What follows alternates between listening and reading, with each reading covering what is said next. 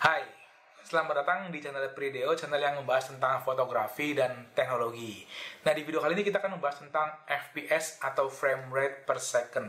Ini adalah bagian dari konten saya yang membahas tentang cara membuat video lebih sinematik. Jadi setelah ini ada part-part berikutnya yang membahas tentang cara membuat video lebih sinematik. Silakan teman-teman subscribe dulu supaya nggak ketinggalan kalau misalnya saya upload video baru.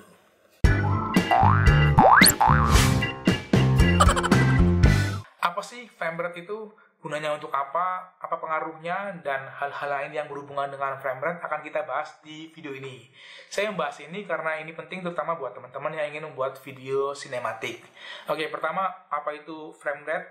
Mungkin teman-teman pernah nemu istilah video 30 fps, video 60 fps, atau 120 fps.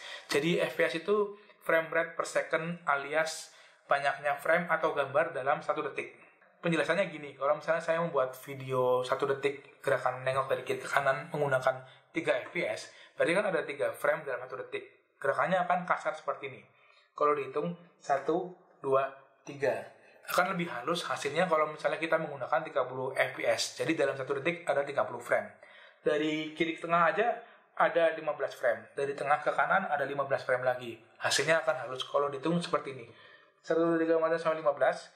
15, 16, 17, sampai 30, kita nengok ke sini. Jadi gerakannya bisa halus seperti ini dibandingkan dengan 3 frame per detik. Hasilnya akan kasar 1, 2, 3. Oke, kurang lebih seperti itu penjelasannya. Kalau di dunia game ada istilah high frame rate. Jadi gambar saat kita main game halus, nggak patah-patah. Semoga teman-teman paham dengan penjelasan saya. Terus sekarang pertanyaannya, lebih baik pakai berapa fps untuk membuat video?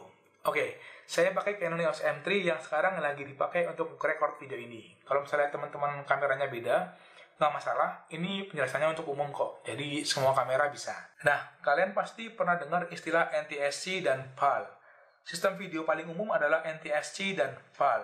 Kalau kalian bingung, kalian buka kamera kalian lalu cari video system. Di kamera saya kalau pakai PAL, FPS-nya ada 2 pilihan, 25 dan 50 fps.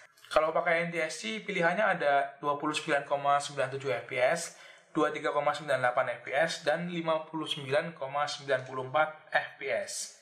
Kita di Indonesia lebih umum pakai PAL, jadi saya pakai 25 atau 50 fps.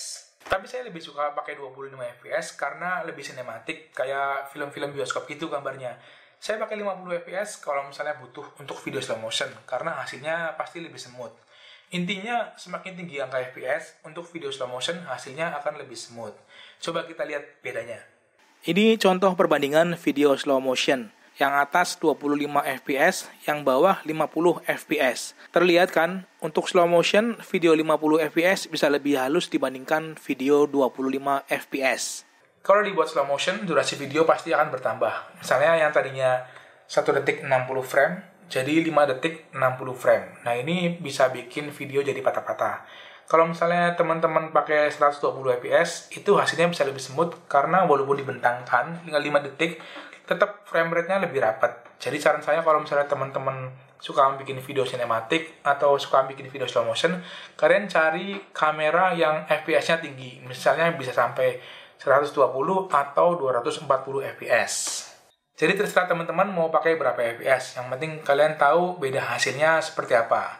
Dan perlu dicatat saat editing, frame rate di video harus disamakan dengan frame rate sequence. Dan saat rendering, kita nggak bisa milih mau video di awal 25 fps, video di tengah 50 fps, dan video di akhir 25 fps lagi. Wah, nggak bisa seperti itu.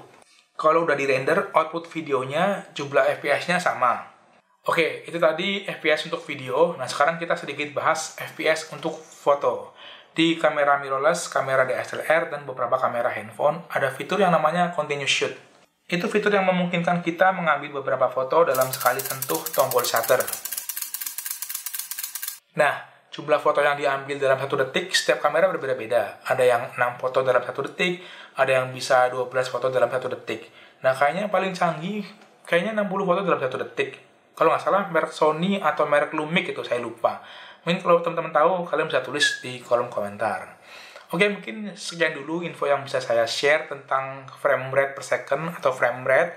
Semoga videonya berguna buat teman-teman, dan selamat mencoba FPS. Kalau kalian suka video ini, silahkan like, comment, share, dan subscribe buat yang belum subscribe.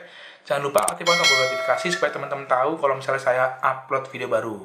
Setelah video ini akan ada video part-part berikutnya yang membahas tentang cara membuat video lebih sinematik. Jadi silahkan subscribe dulu aja.